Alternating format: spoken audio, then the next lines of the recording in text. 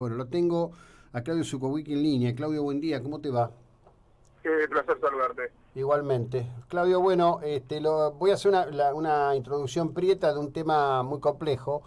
Cuando se lo designó a Guido Sadleris al frente del Banco Central de la República Argentina, en simultáneo pasaban tres o cuatro cosas. Una de las que pasaba era que la mayor parte de los que cuestionaban a Caputo como presidente del Banco Central se empezaron a rasgar las vestiduras preguntándose qué sería de nosotros ahora que Caputo ya no está. Y la otra cuestión es que durante el día viernes y fin de semana previo a la nueva política monetaria se hablaba del desafío del mercado para ir por encima del tope de 44 pesos por dólar. Estamos en otro planeta distinto. Decime tu lectura de todo esto. Primero, obviamente, no es una crítica hacia vos, sino hacia mí, hacia todos. Qué fácil es expresar las cosas con el diario del lunes. Así es. Segundo, eh, también es muy importante o relevante entender que hubo dos cambios sustanciales. El primero en el que sí tuvo que ver Caputo, que no estaba de acuerdo, pero sí ayudó. En el segundo acuerdo con el fondo es completamente distinto al primero. Y cuando Sandleris debutó con una política nueva, fue el día después donde ya el acuerdo era un hecho y te adelantaban el dinero. Ya no era un préstamo precautorio como el primer arreglo con el fondo, sino te adelantaban el dinero por 2 años. Antes tenía que cumplir para ver el dinero. Ahora veo primero el dinero y me comprometí a cumplir. La cosa es completamente distinta, sustancialmente distinta, sobre todo por la oferta de dólares. Segundo, el ajuste de los pesos, la política monetaria tomada de restricción de pesos hizo que por recesión, porque no hay pesos y por las circunstancias que estamos viviendo casi todos los argentinos, los importadores importen el 10% de lo que importaban y los consumidores en tarjeta de crédito, viajes al exterior, todo lo que consumíamos en dólares afuera, también es el 10% de lo que era. La caída de la demanda y el aumento de la oferta contribuyeron a que hoy tengas un dólar un poco más estable. A mi gusto, no barato, porque para mí fue mucho más difícil explicar. Y me equivoqué también en la explicación, incluso contigo al aire, de por qué el dólar subió de 30 a 40 sin nada en 2 días, que explicar esta situación. Bueno, pero a ver, digamos, puntualmente, ¿no? Estamos donde estamos, lo hemos hablado en más de una oportunidad contigo, pero bueno, como dice la señora Legrand, la audiencia se renueva, así que algunas cuestiones no está de más volver a citarlas. Podemos tomar el punto de arranque que querramos, yo suelo tomar el Rodrigazo, hay otros que dicen que hay que hablar del plan de Krieger-Bacena, en fin. Argentina no logra ordenar la macro, sin embargo hoy tiene herramientas mucho mejores que las que tuvo en otras eras o en otras décadas para ordenar la macro. Y lo que está faltando, digamos, es una gran vocación política por ordenar el gasto ocioso, improductivo y ser racionales con el uso del dinero público. La verdad que no sé si eso se va a lograr ahora, pero daría la impresión de que por lo menos el manejo de las variables, aún con las quejas que hay por el tema de la alta tasa de interés, que por supuesto estoy entre los afectados, quiero ser claro en esto, se está yendo a un manejo mucho más criterioso que el que se ha tenido en otros momentos. Sí, comparto. Desde el punto de vista, no es que están haciendo algo bueno, sino que dentro de todo lo malo que pueden hacer, es lo menos malo.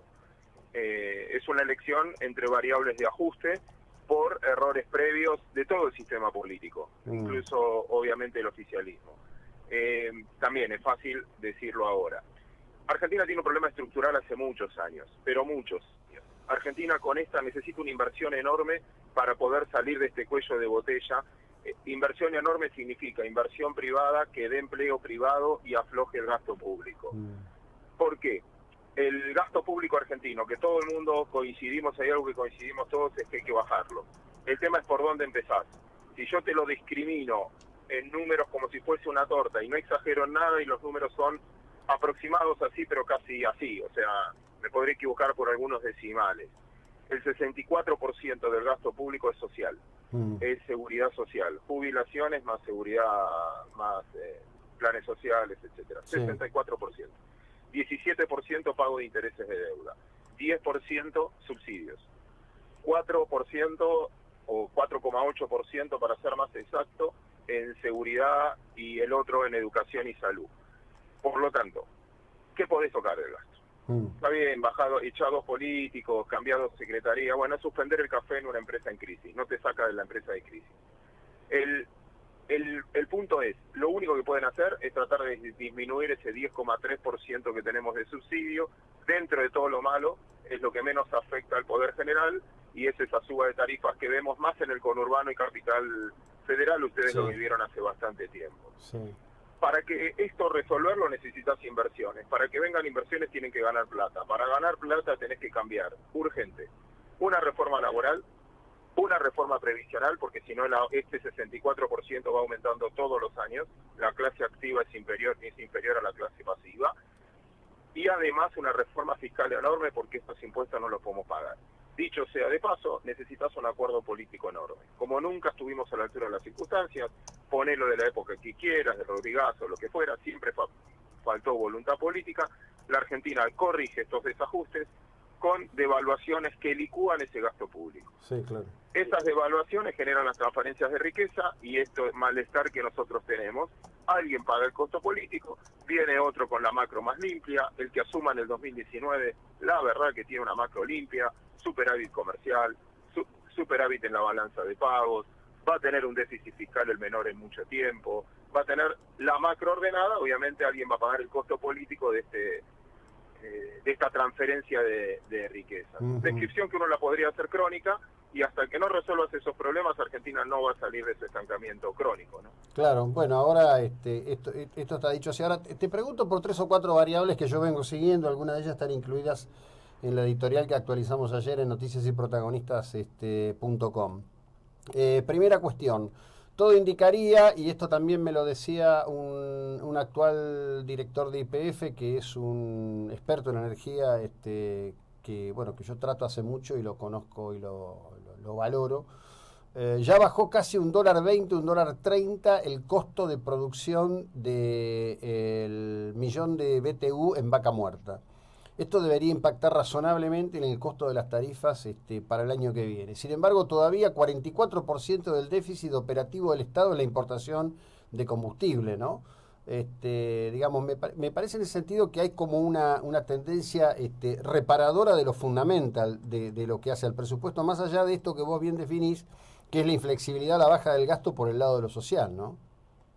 Sí, brillante el punto. Por eso sé que quedo mal con lo que voy a decir y mucho no gusta, pero así como se le critican muchas cosas a esta gestión, yo felicito su política energética. Porque también para el 2019 vamos a tener resuelto un problema de autoabastecimiento que nunca deberíamos haber abandonado. Argentina se autoabastecía hasta el 2010. Claro. Errores terribles hicieron que expliquen gran parte del déficit fiscal de hoy, como lo decía. Dicho esto, va a resolver un problema de costos, va a resolver un problema macro, pero no significa que el comerciante de Mar del Plata el día de mañana venda más. O no significa que sea rentable para la mayoría de la población argentina. Sí. Porque para eso, insisto, esto te va a dar margen políticamente, porque vas a tener superávit, o no necesitar tanto dinero, tomarlo al exterior, de reprogramar la estructura de costos de una compañía. No puede ser que una compañía, cuando sacas una estructura de costos, de lo que arriesga, de su capital de lo que arriesga, el 70% se va en comisiones intermedias sin que tenga nada que ver, desde el costo del flete, desde los impuestos que paga, de la seguridad que tiene que pagar para proteger, además de la seguridad del Estado, de las obras sociales que tiene que mantener, además de las que paga privadamente. Bueno, todos esos costos de intermediación que tiene la Argentina. Bueno, sí, eso es una cosa que la sufrimos todos. Yo estaba mirando hoy los datos de la caída de la venta de automotores, por ejemplo. Y te digo la verdad, cuando miro el número de la caída, digo, no es relevante con respecto de lo que primero ocurre en la economía y segundo, con lo que hoy implica, por ejemplo, la decisión de comprar un vehículo. En algunos casos, casi 53% de lo que vas a pagar son impuestos. En la Argentina compramos impuestos, no consumimos objetos. Sí, tal cual. Bueno, esos son de los puntos de... Si no resolves eso, independientemente del tipo de cambio, que te autoabastezcas de energía, si el privado no le das la oportunidad de ganar de acuerdo al riesgo que asume, no vas a tener privados que arriesguen, entonces vamos a terminar como muchas provincias, dependés de la dádiva del Estado. Sí, por supuesto que sí. Bueno, como siempre, Claudio, gracias por el acompañamiento en la aceptación de estar en el aire de la 99.9. Te mando un abrazo a la distancia, muy amable. Al contrario, José, un gran abrazo. Bueno, Claudio Zuko Wiki.